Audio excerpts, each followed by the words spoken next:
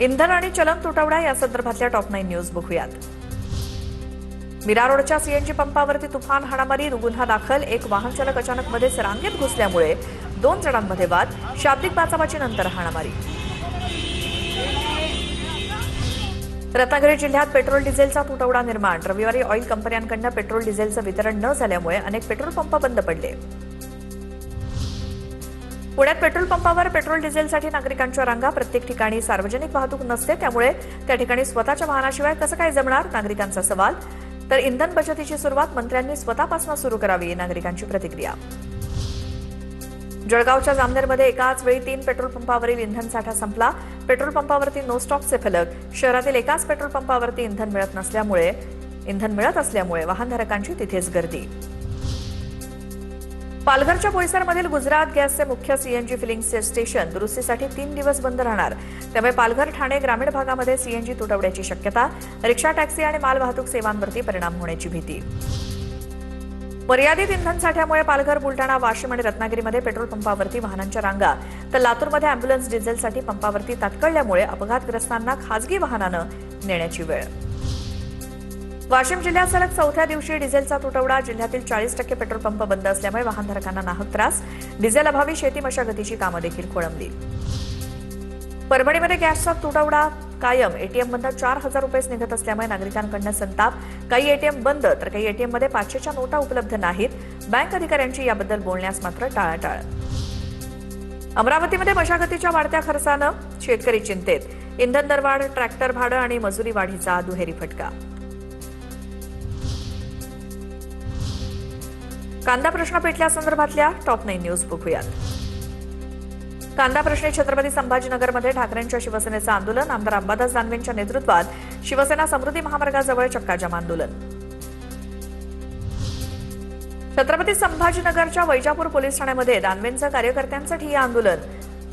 Police ठाण्यामध्ये दानवेंचं कार्यकर्त्यांची जोरदार घोषणाबाजी. कांदा उत्पादक शेतकऱ्यांच्या व्यथा जाणून घेणं सरकारची जबाबदारी. अंबादास दानवेंची प्रतिक्रिया.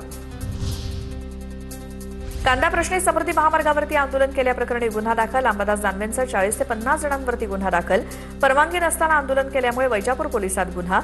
कांद्याला हमीभाव देण्याच्या मागणीसाठी आंदोलन केलं होतं. नाशिकच्या लासलगाव बाजार समितीमध्ये कांदा प्रश्नी रोहित पवार आक्रमक. कांदा उत्पादक शेतकऱ्यांसोबत रोहित पवारांचं आंदोलन. कांद्याच्या दरात घसरण झाल्यामुळे रोहित पवार आक्रमक. पाशा पटेल यांना फक्त गॉगल बदलता येतात. जो माणूस हवेत गेलाय त्याला शेतकऱ्यांचे प्रश्न कसे कळणार. कांदा धोरणावरनं रोहित पवारांची पाशा पटेलांवरती टीका. कोणीही टुकार काही बोलत असेल तर गांभीर्यानं घेणार नाही. रोहित पवारांच्या टीकेवरती पाशा पटेल यांचं प्रत्युत्तर. रोहित पवार, मला खालची भाषा वापरायला लावू नका. पाशा पटेल यांचा इशारा. जालन्यामध्ये शेतकऱ्यांच्या विविध प्रश्नांवरनं ठाकरेंची शिवसेना आक्रमक.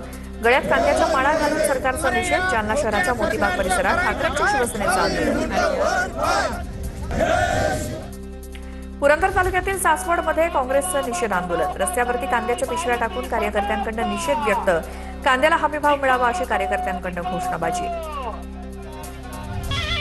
सर्व वाहनांच्या नियमांमध्ये मोठे बदल. बुधवार, शनिवार, रविवार आणि सुट्टीच्या दिवशी वाहतुकीच्या नियमांमध्ये शिथिलता.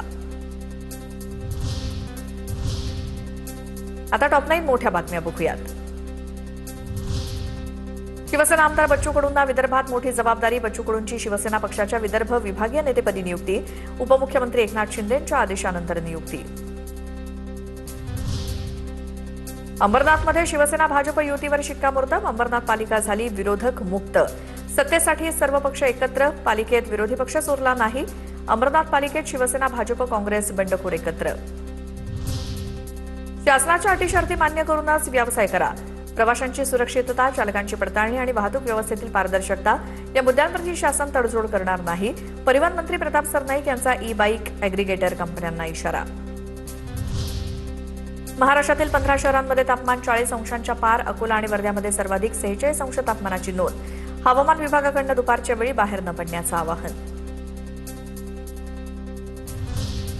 सोन्याच्या दरात 500 तर चांदीच्या दरात एकाच दिवसात 8,000 रुपयांची वाढ. सोन्याचे दर जीएसटीसह 1,61,195 रुपयांवर, तर चांदीचे दर 2,79,130 रुपये प्रति किलो.